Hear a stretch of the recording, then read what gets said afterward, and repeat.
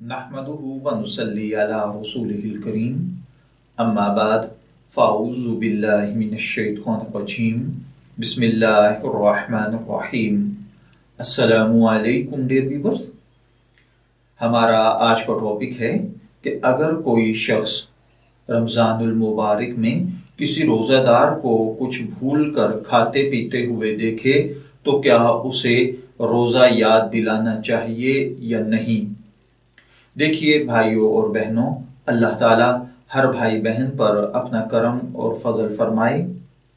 इसमें एक बात समझ लीजिए, अगर रोज़ादार जो भूल कर कुछ खा पी रहा है, आप उसकी सेहत को देखिए, उसके मिजाज को देखिए।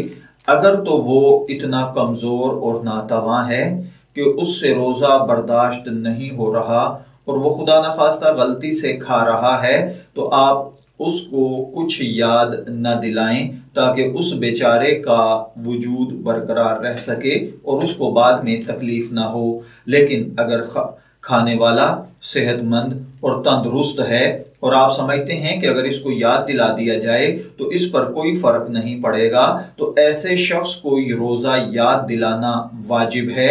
और जिसको बताया जाए, अगर वो सुन ले और उसको याद आ जाए कि ओहो मेरा तो रोज़ा था, उसको फौरन उसी वक्त बगैर कोई टाइम ज़ाय किए खाना पीना छोड़ देना चाहिए।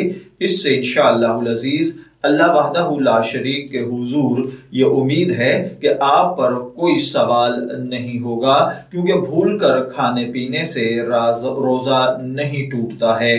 शब्बीर अहमद को इजाज़त दीजिए, फिर हाजिर होंगे किसी नए टॉपिक के साथ। तब तक के लिए अल्लाह हाफिज।